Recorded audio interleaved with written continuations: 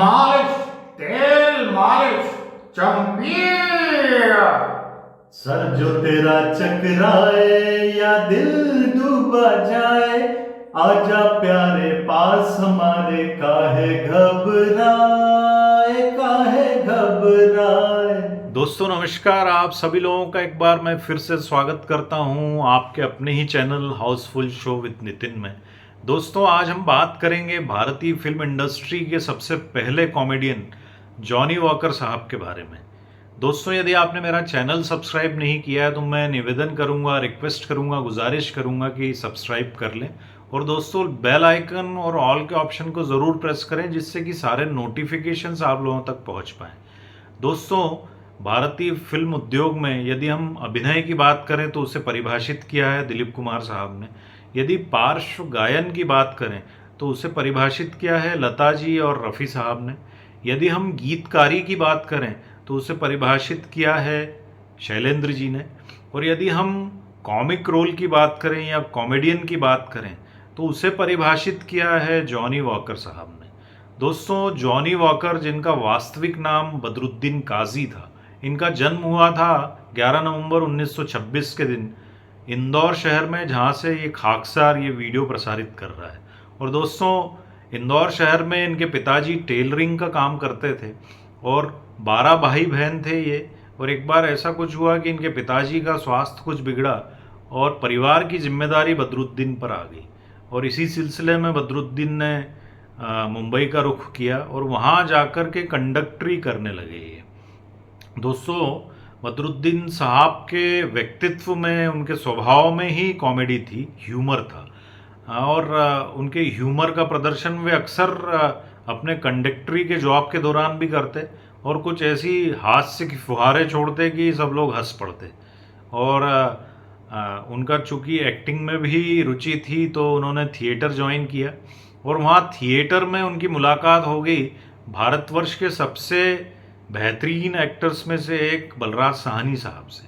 और बलराज साहनी साहब ने जब बदरुद्दीन साहब की एक्टिंग देखी, उनका ह्यूमर देखा, सेंस ऑफ ह्यूमर, और उनकी हास्य विनोद की क्षमता देखी तो बेहद प्रभावित हुए और उनके दिमाग में एक योजना आई, क्यों ना बदरुद्दीन को भी फिल्मों में एंट्री दिलाई जाए और कुछ ऐसा किया जाए जिससे मेरी सिफारिश के द्वारा नहीं बल्कि अपनी क्षमता के द्वारा, अपने अभिनय क्षमता के द्वारा इनकी फिल्मों में एंट्री हो जाए।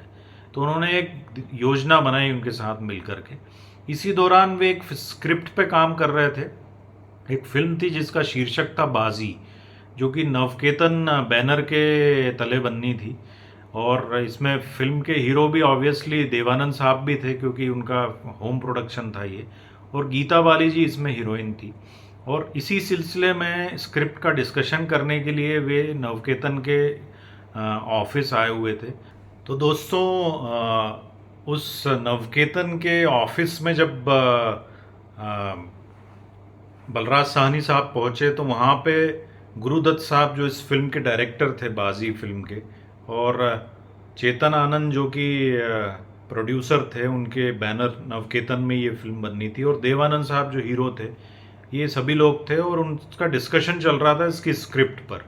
लेकिन दोस्तों तभी वहाँ पे ऑफिस में बाहर रिसेप्शन पे एक शराबी की एंट्री हुई और वहाँ थोड़ा सा अफरा तफरी का माहौल छा गया।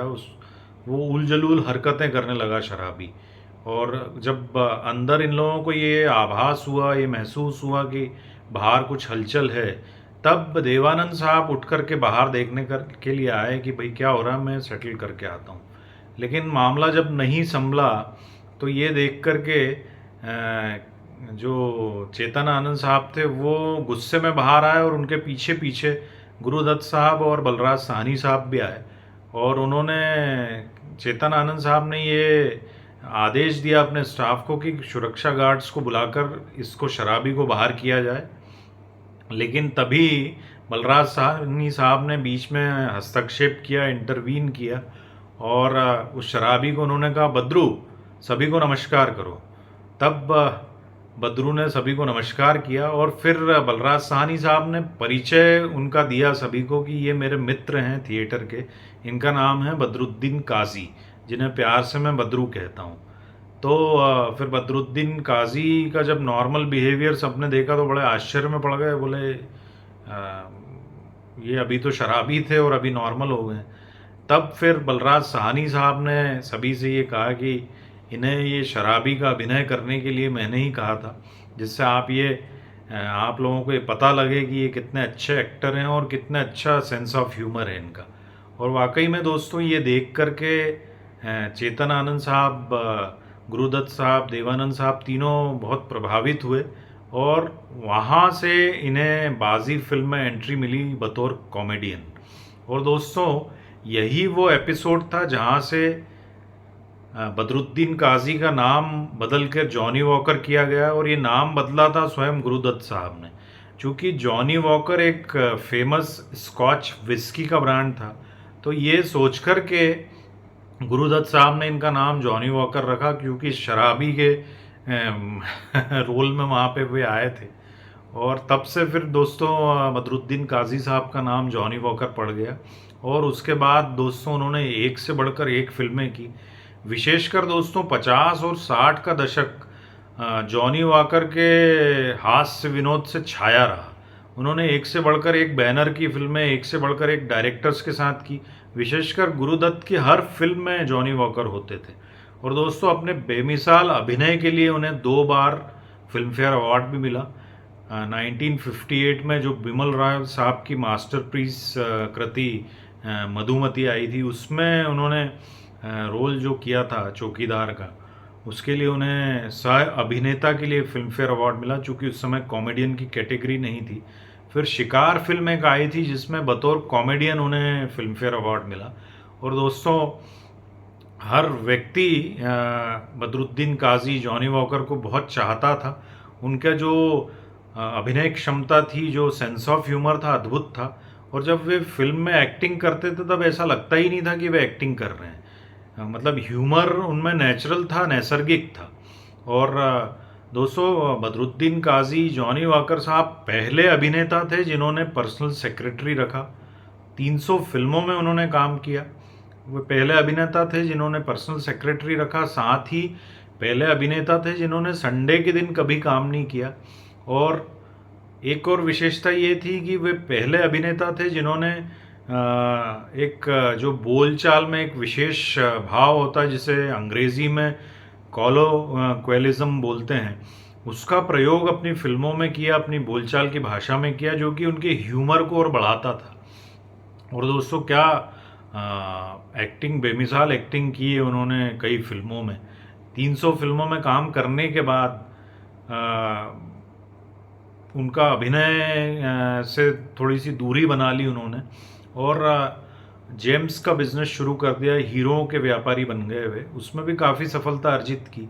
लेकिन फिर एक बार विशेष अनुरोध पे उन्होंने 1997 में जो उनकी आखिरी फिल्म थी उसमें अभिनय किया, जिसका शीर्षक था चाची 420, और वो उनकी आखिरी फिल्म थी। और फिर दोस्तों 2003 में 29 जुलाई के दिन उन्होंने इस दुनिया को अलविदा कह दिया और छोड़ गए अपनी बेमिसाल अभिनय की वो फिल्में जो आज भी हमारे मन मस्तिष्क में रची बसी हैं। और एक विशेषता जो सबसे बड़ी उनकी थी वो ये थी कि भारतवर्ष के सबसे महानतम पार्श्व गायक रफ़ी साहब ने सबसे ज़्यादा गीत अपने कैरियर के जॉनी वॉकर साहब के लिए गाए थे। और इसके अलावा एक और बात है जो कम ही लोगों को पता होगी, जॉनी वॉकर साहब के लिए 4 गीत किशोर कुमार ने भी गाए थे, जो कि बहुत कम लोग जानते हैं।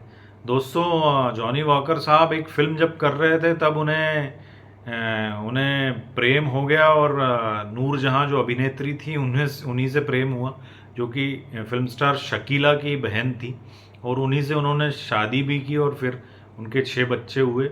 और सबसे छोटा जो उनका बेटा था नासिर खान, उन्होंने भी फिल्मों में काम किया और कुछ सीरियल्स में भी काम किया। जॉनी वॉकर साहब की वास्तविक जन्म दिनांक के बारे में एक वीडियो में उन्होंने ही बताया था। कई लोगों को ये कन्फ्यूजन था और रिकॉर्ड्स में ये था कि उनका जन्म 1923 या 24 में हुआ है, लेकिन वास्तव में उनका जन्म 11 नवंबर 1926 के दिन हुआ था, जो कि नासिर खान साहब ने जिस पर कि प्रकाश डाला था। तो दोस्तों ये थे जॉनी वॉकर साहब और बहुत विशेष इनका कैरियर रहा है। बहुत हंसी खुशी के क्षण वे हमें दे गए हैं। और ऐसे अभिनेता, ऐसे कॉमेडियन दोस्तों यदा कदा ही पैदा होते हैं, और जॉनी वॉकर एक ही थे और एक ही रहेंगे। तो दोस्तों ये थी जॉनी वॉकर साहब की कहानी। मैं आशा करता हूँ कि ये आपको बहुत पसंद आई होगी। दोस्तों आगे भी इसी प्रकार के एपिसोड्स, इसी प्रकार के वीडियोस आप लोगों के लिए लेके आता रहूँगा। और दोस्तों आप लोगों से सभी से यही अनुरोध है, यही रिक्वेस्ट है कि मेरे चैनल पे बने रहिए और अपना बहुत ध्यान रखिए, हमेशा प्रसन्न रहिए, स्वस्थ रहिए। यही ईश्वर से आप लोगों के लिए कामना है दोस्तों। नमस्कार दोस्तों। नौकर हो या मालिक, लीडर हो या पब्लिक, अपने आगे सभी झुके हैं, क्या राजा क्या सैनिक। अरे सुन सुन सुन, अरे राजा सुन, इस चंपी में बड़े बड़े गुण, लाख दुखों की एक दवा है, क्यों ना आजमाए। काहे घबराए, काहे घबराए, सर जो तेरा चकराए या दिल डूबा जाए, आजा प्यारे पास हमारे, काहे घबराए, काहे घबराए। मालिश तेल